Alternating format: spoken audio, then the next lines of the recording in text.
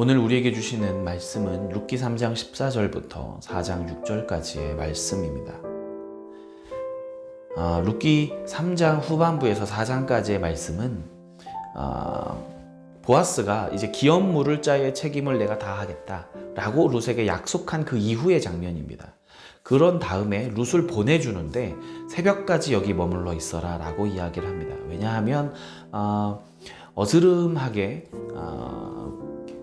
사람이 누구인지 보일 때쯤 나가게 되면 구설수에 오를 수 있는 이 룻의 상황을 배려해서 안전하게 누군지 알아볼 수 없을 만큼 새벽에 귀가를 시킵니다. 물론 룻의 가난한 사정과 또 여러 가지 의미를 담아서 곡식도 함께 보내주게 됩니다. 돌아간 룻은요, 집으로 돌아간 룻은 나오미에게 이 상황을 설명합니다. 나오미는 이제부터 우리는 안식하라, 쉬어라. 보아스가 이 일을 진행할 때까지 그가 쉬지 않으리라 라고 설명합니다. 확신하고 있는 겁니다. 그리고 보아스는 새벽부터 성문에 나가서 기업 모르는 일을 곧바로 진행하게 됩니다. 이 내용들을 생각하시면서 말씀을 같이 보도록 하겠습니다. 룻이 새벽까지 그의 발치에 누웠다가 사람이 서로 알아보기 어려울 때에 일어났으니 보아스가 말하기를 여인이 타작마당에 들어온 것을 사람이 알지 못하여야 할 것이라 하였습니다. 보아스가 이르되 내 겉옷을 가져다가 그것을 펴서 잡으라 하매 그것을 펴서 잡으니 보리를 6번 되어 룻에게 지워주고 성읍으로 들어가니라. 룻이 시어머니에게 가니 그가 이르되 내 딸아 어떻게 되었느냐 하니 룻이 그 사람이 자기에게 행한 것을 다 알리고 이르되 그가 내게 이 보리를 6번 되어주며 이르기를 빈손으로 내 시어머니에게 가지 말라 하더이다 하니라. 이에 시어머니가 이르되 내 딸아 이 사건이 어떻게 될지 알기까지 앉아있으라. 그 사람이 오늘 이 일을 성취하기 전에는 쉬지 아니하리라 하니라. 보아스가 성문으로 올라가서 거기 앉아있더니 마침 보아스가 말하던 기업 물을 자가 지나가는지라.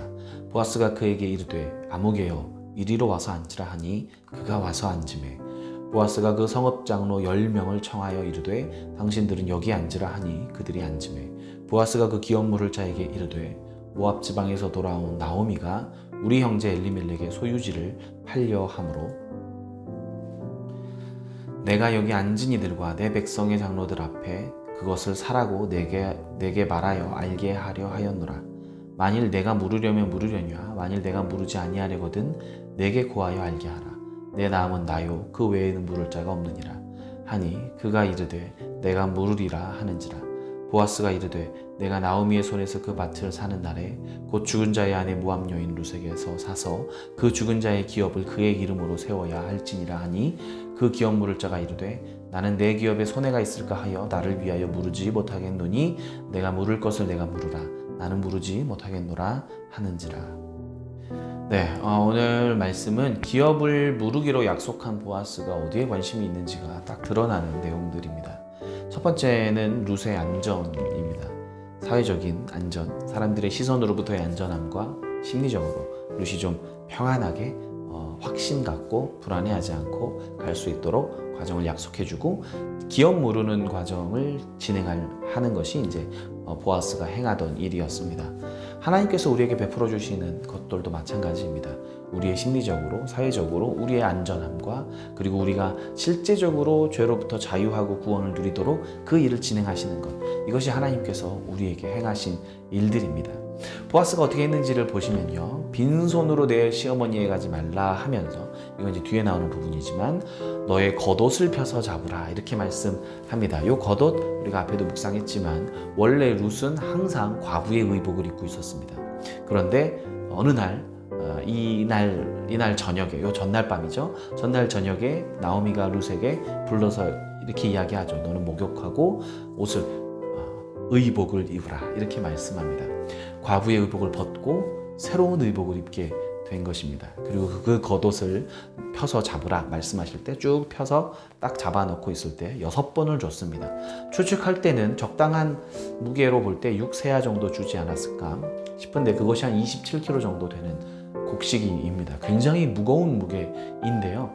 이 곡식의 의미가 가난했던 나오미와 룻에게 곡식을 제공하는 정도도 되겠지만 룻이 오도록 지금 격려한 것, 룻이 와서 기업 물을 자의 발치에 앉아서 당신이 기업을 물어달라라고 이렇게 이야기하는 것은 룻이 할 수 있는 것은 아니었죠. 나오미에 대한 감사의 표현이었기 때문에 격려해 주셔서 감사합니다. 그리고 나오미가 나의 손은 비었습니다라고 1장에서 고백한 것처럼 당신의 손은 비지 않았습니다.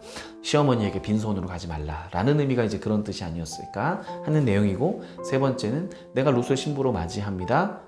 재물을 줌으로써 호의를 표시하는 내용도 있었을 것입니다. 그리고 마지막으로는 룻이 타작마당에서 나갈 때 누군가 본다 한들 저 사람이 곡식을 저렇게 많이 가져가는구나, 저 사람이 일을 많이 해서 밤늦게까지 일을 한 다음에 거기서 잤다가 곡식을 챙겨서 이제 나가는구나 라고 생각할 수 있는 다른 의심을 하지 않도록 하는 배려도 들어있었을 것입니다.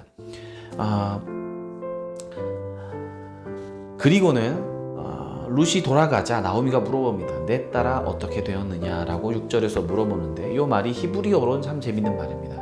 내 딸아 그대는 누구인가? 라고 묻는, 직역하자면 그렇게 묻는 겁니다. 물론 어떻게 되었느냐 이게 맞는 말이죠. 그렇게 해석하는 게 맞는 말인데, 그대는 누구이냐라는 이 말을 좀 더 우리가 집중해서 바라보면 당신은 여전히 모함 여인입니까? 여전히 이삭 죽기를 하던 과부입니까?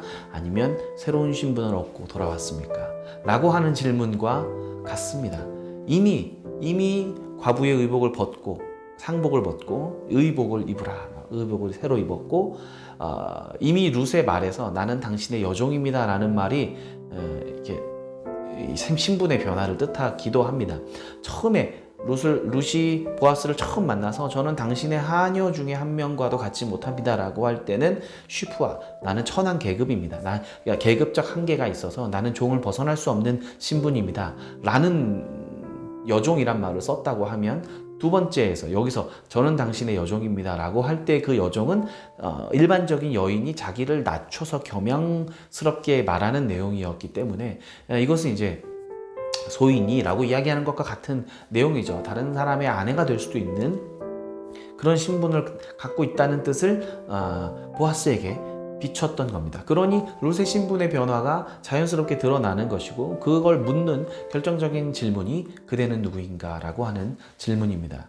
그러면서 내 딸아 앉아있어라, 안식해라, 그 사람이 쉬지 않으리라 이렇게 말씀합니다. 이사야서에도 같은 말씀이 나옵니다. 우리 하나님께서 이스라엘을 구원하실 때까지 쉬지 않으시리라. 우리 하나님 쉬지 않으시고 일하시는 하나님이십니다. 보아스가 준비합니다. 이미 성읍에 장로 10명을 청해서 성문에 가서 앉았습니다. 원래는 한 2명 정도, 2명이나 3명 정도의 증인이 있으면 되는데 장로님 10분을 모셨습니다. 그 새벽에 10분을 모시려면 보아스가 사람을 보내든지 어쨌든 본인이 돌아다니든지 10명을 다 설득해서 오늘 정말 중요한 일이 있으니 성문으로 모여달라고 설득했어야 하는 것입니다. 그리고는 아무개가 지나갑니다. 이름이 남지 않는 사람이죠. 은혜를 베풀지 않았기 때문에 성경에 이름이 남지 않는 기업물을 먼저 선 위치에 있었던 아무개가 지나가는데, 아무개를 불러서 기업을 물을 것이냐 이렇게 물어봅니다. 기업을 물은다는 것은 엘리멜렉이 원래 갖고 있던 땅, 원래 상속했던 땅인데 재산이 이제 어려워져요.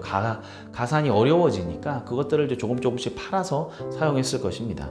팔아서 사용한 그 땅들을 친척이 다시 사서 다시 엘리멜렉 가문에 돌려주는 겁니다. 이것을 기업을 물은다고 하는 것인데, 이 처음에 아무개 입장에서는 그거 내가 사서 물러줄 사람도 없잖아. 다 여자들밖에 없으니까, 나오미나 룻이 여자들밖에 없으니까 얘네들이 살아있을 동안에만 조금 도와주면 그 땅 내 거 되겠네 생각해서, 그래 내가 한번 물러줄게, 내가 그 기업 무르기 참여하겠어. 어차피 이 사람들이 그냥 죽어도 다음 물을 사람이 나밖에 없으니, 친족이 나밖에 없으니 이 땅의 소유는 나에게로 올 텐데 내가 그 땅을 지금 이 좋은 명분으로 이렇게 좋게 사면 되지 않을까?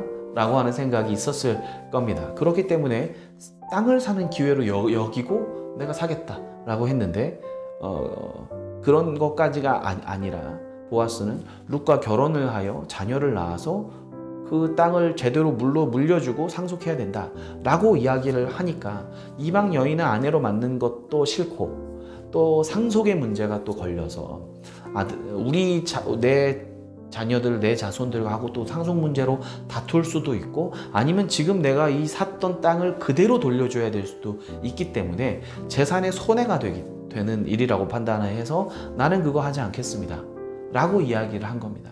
하나님의 말씀을 지키기를 거절하고 다음 순위가 있기 때문에 네가 해라, 기업 무르기를 포기한 것입니다. 보아스는 말씀대로, 은혜대로 기업 물르는 일에 참여했습니다. 이 일을 우리가 기억하면서 또 오늘 하루 이 말씀에 풍성하게 묵상하시며 살아가시기를 축복합니다. 적용 질문입니다. 예수님으로 우리의 신분이 바뀌었습니다. 그대는 누구인가? 나오미의 이 질문, 나의 정체성의 가장 큰 것은 무엇입니까? 우리는 스스로 누구라고 대답하겠습니까? 나는 누구인가? 내 인생에서 여러 가지 이렇게 나를 표현하는 단어들이 있을 텐데, 그 단어 중에서 나의 정체성을 가장 정확하게 표현하고 있는 것이 무엇인가?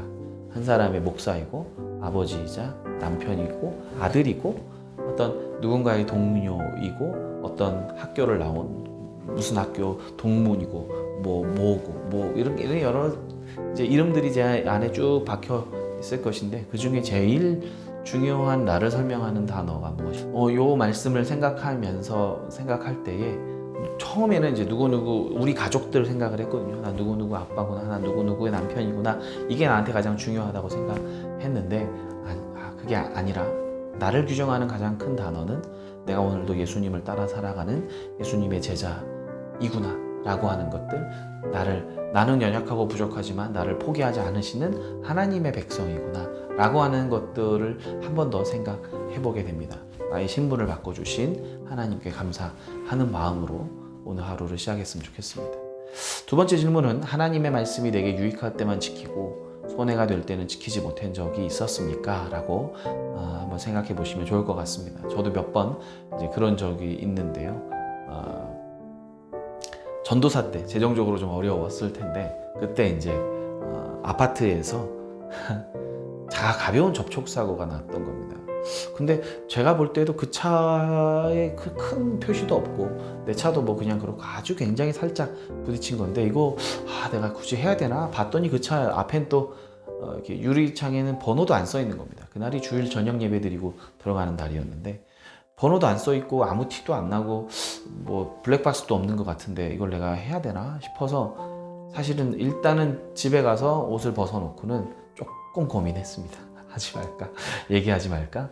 그랬다가 다시 돌아와서 거기 적혀 있는 동호수 이런 거 보고 찾아가서 제가 이런 거 했습니다 라고 이렇게 이야기했던, 손해를 많이 봤죠. 그때 사고를 처리하느라고 그랬던 적이 있었습니다. 한번 하나님의 말씀을 내가 어떻게 지키고 있는지, 손해가 되더라도 지키고 있는지를 돌아보시는 시간 되시기를 축복합니다. 같이 우리 결단 기도를 하겠습니다. 은혜의 하나님, 우리의 신분을 바꿔주시는 하나님, 하나님의 일하심으로 우리가 주님의 자녀가 되었음을 감사드립니다. 주의 말씀에 손해를 보더라도 순종하는 삶이 되게 하여 주옵소서. 예수님의 이름으로 기도합니다.